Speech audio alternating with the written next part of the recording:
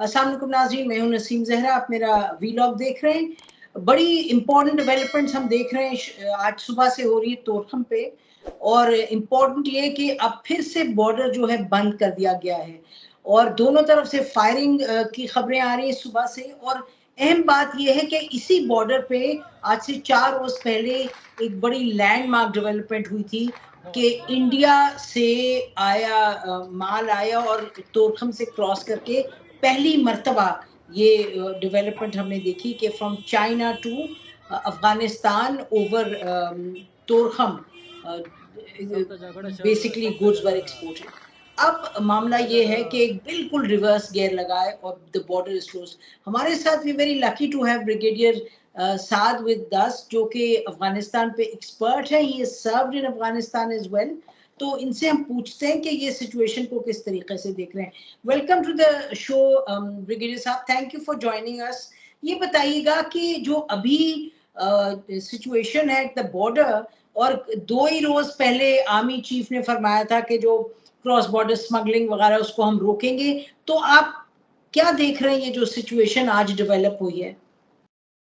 देखिए, जो बहुत फैक्टर्स हैं जिसकी वजह से अफगानिस्तान के साथ हमारे टेंशन्स वगैरह रहते हैं। ये बड़ी अजीब सी एक बात है कि अफगानिस्तान के साथ हम समझते हैं कि बड़े अच्छे ताल्लुकात हैं। हिंदुस्तान के साथ कभी ये मसला पेश नहीं आया, ना वाघा पे कभी आया, ना कभी बाकी बॉर्डर के ऊपर। कश्मीर पे कुछ ना कुछ कभी कभी हालात खराब हो जाते हैं, लेकिन इंटरनेशनल बॉर्डर पे ऐसे कोई नहीं आया। अफगानिस्तान के साथ बॉर्डर पे टेंशन चलती रहती हैं ऑन अ डेली बेसिस। वहां पर जो गार्ड्स होते हैं, बॉर्डर सिक्योरिटी गार्ड्स हैं, पाकिस्तान के खैबर राइफल्स हैं, लेवीज हैं, अभी पुलिस हो गई है, अफगानिस्तान के बॉर्डर सिक्योरिटी वाले हैं, अफगान आर्मी के लोग हैं। तो इनमें टेंशन वगैरह चलती रहती हैं और किसी वक्त वो फ्लेयर अप कर जाती है। कभी miss treatment of those who crossing, और कभी ट्रक्स के ऊपर कुछ गड़बड़ हो जाती है।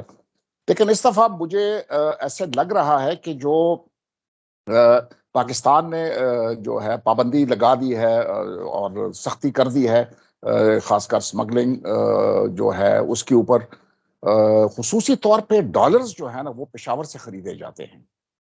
अफगानिस्तान में पाकिस्तानी करेंसी चलती है, ज्यादातर अफगान जो है वो पाकिस्तानी करेंसी में डील करते हैं। उस तरह फिर वो आके पाकिस्तान से डॉलर खरीदते हैं और वो काबुल में लेके जाते हैं। तो अफगानिस्तान का पूरा जो फॉरेन एक्सचेंज सिस्टम है वो पेशावर पे डिपेंडेंट है, वहां से डॉलर उठाते हैं, जिसकी वजह से पाकिस्तान में डॉलर की जो है कीमत दिन ब दिन बढ़ती जा रही है।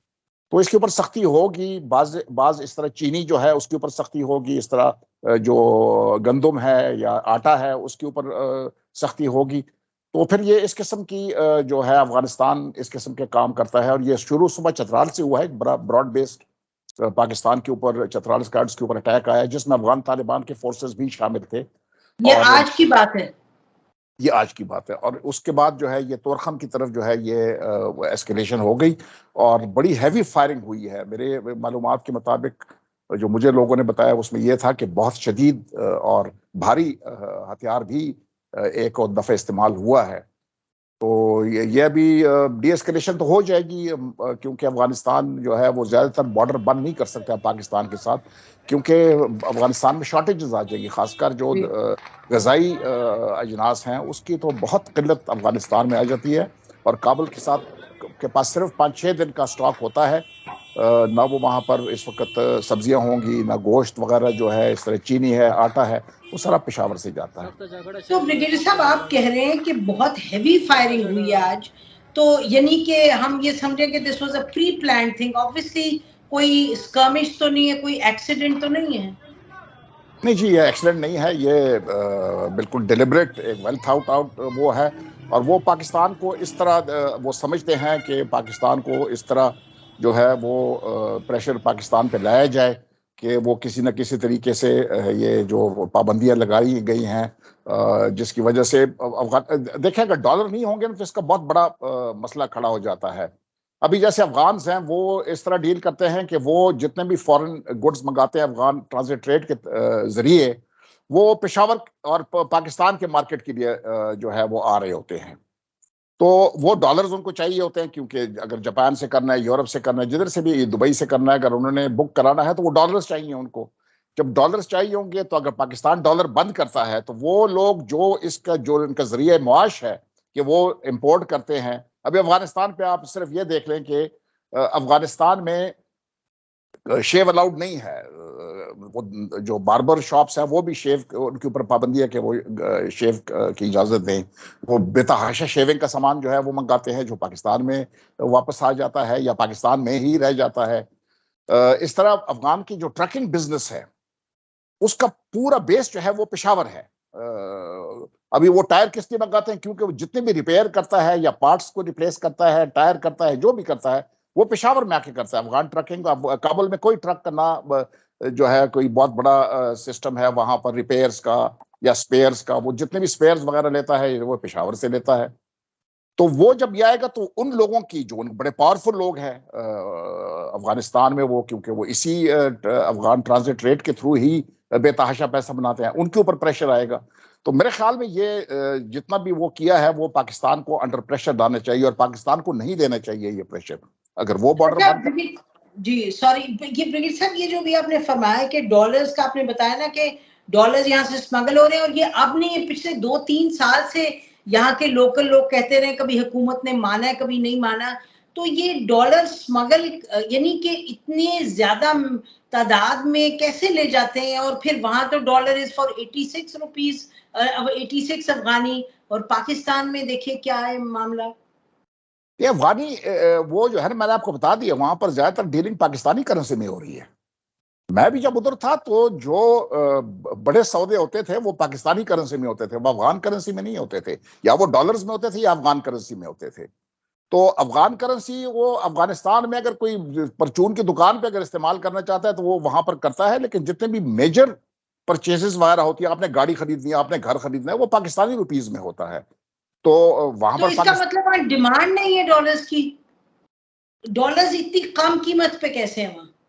नहीं, तो मतलब है कि वो जो है, मैंने आपको बताया ना कि वहां पर जितनी भी ट्रांजैक्शंस बड़ी बड़ी होती है वो अफगान करेंसी में तो नहीं होती, पाकिस्तानी करेंसी में होती है। तो जब पाकिस्तानी करेंसी में होती है तो वहां पर अफगानी की कोई किसी वैल्यू नहीं है ना। उसने क्या खरीदा? उसने घर खरीदना, उसको अफगान करेंसी में तो नहीं वो खरीदेगा, वो पाकिस्तानी घर खरीदेगा। वो जमीन खरीद रहा है कोई, वो पाकिस्तानी रुपीज में खरीदेगा, ट्रक खरीदेगा पाकिस्तानी रुपीज में खरीदेगा। तो अफगान करेंसी वहां पर इममटीरियल है कि उसका रेट क्या चल रहा है या क्या नहीं चल रहा है। यहाँ पर प्रोपेगेंडा पर्पसेस के लिए तो लोग इस्तेमाल करते हैं, लेकिन वो अच्छा, इररिलेवेंट। ठीक ठीक ठीक। तो डॉलर यहाँ से ले जाते हैं जो इंपोर्ट करने के लिए चीजें जापान वगैरह से, और इंपोर्ट करके they take it into Afghanistan, या ज्यादा इधर बिकती हैं? जी, ये तो मतलब है कि कई लोग तो कहते हैं कि कराची पोर्ट पे ही वो खाली हो जाते हैं, उधर ही खाली हो जाते हैं, वरना तो पेशावर में खाली होते थे पहले। जी, ये बॉन्डेड गुड्स होते थे, वो सिर्फ पाकिस्तान रेलवे ला सकता था वो बॉन्डेड। पेशावर में अफगान ट्रांजिट ट्रेड के लिए एक अलहदा वो था, बॉन्डेड एक एरिया था जो तमाम जगहों से वो सील्ड था। वो जितना भी अफगान ट्रांजिट ट्रेड का माल होता था वो ट्रक पे लोड होके और वो अफगानिस्तान जाया करता था। वो इंश्योर करते थे कि वो अफगानिस्तान चले जाए। बाद में जब ये अफगान जहाज वगैरह और ये काम शुरू हो गए तो हम लैक्स हो गए, यहां तक हो गए कि कोई बॉर्डर पे चेक भी नहीं करता था। जब मैं काबुल जाया करता था, अफगानिस्तान के आने जाने पे कोई चेक नहीं था कि आप जाए और वापस निकले। 10,000 लोग आ गए। तो मैंने एक दिन पूछा भी उनके वहां पर जो तहसीलदार, पॉलिटिकल तहसीलदार होता है जो इमिग्रेशन वगैरह को, मैंने कहा जी आप क्यों नहीं, ये लोग आ रहे हैं आप चेक कर रहे हैं कौन है इनमें, दहशतगर्द है क्या है? उन्होंने कहा नहीं ये पता नहीं पिछले 20-25 साल से तो किसी ने नहीं किया। मैंने कहा तो आपके पास कोई राइटिंग में है कि ना करें? लेकिन वो एक शुरू हो गया था।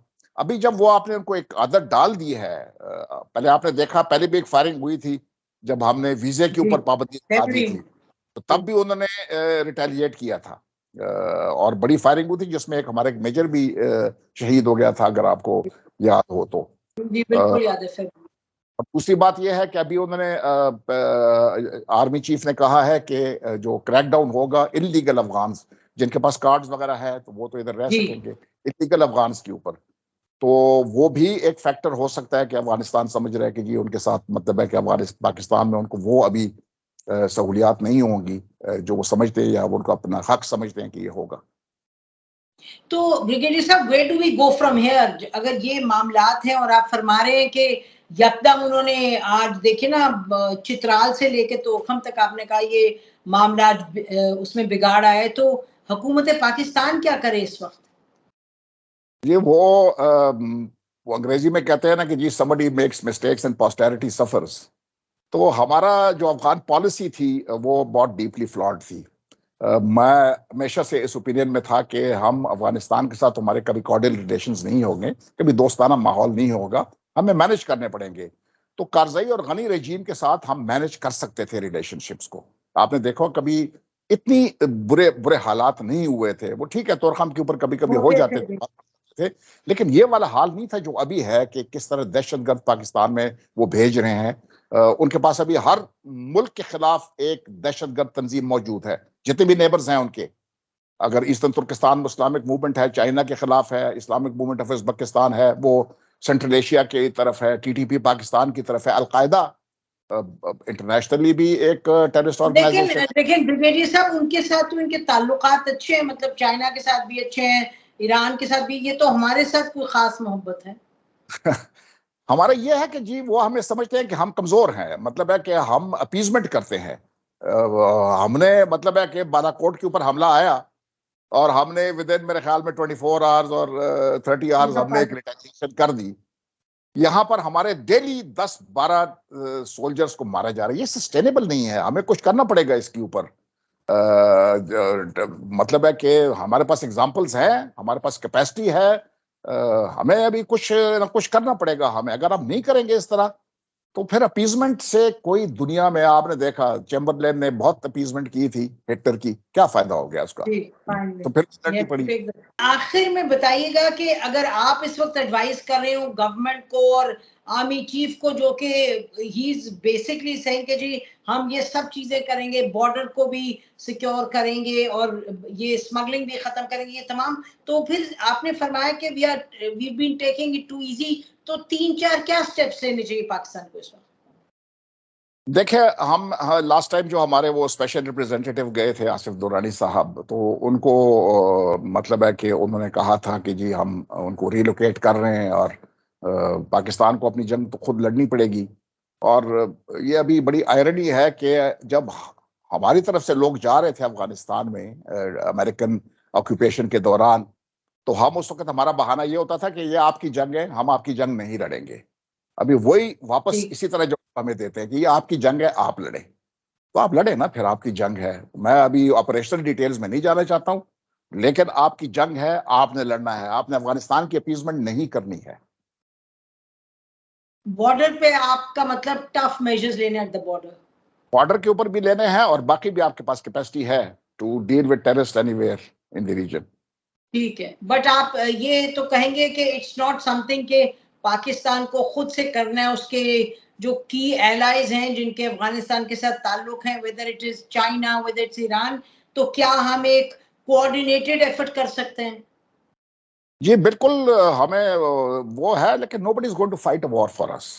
बेशक। मतलब जी जी। है, दुनिया में कोई कहीं नहीं होता है, कोई किसी के लिए जंग नहीं लड़ता है। हमने यस। जंग अपनी खुद लड़ी है और हमें असिस्टेंस जा सकती है।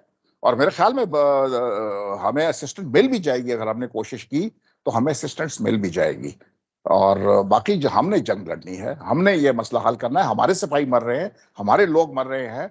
फाटा इस वक्त, अगर आपने उसने देखा, ये जो मसाइल उठ रहे हैं, ये जैसे पीटीएम का ये मसला है, ये this is a manifestation of something which is उधर वहां पर हो रहा है। वो लोग वहां व्हिच पर इज ग्रोइंग।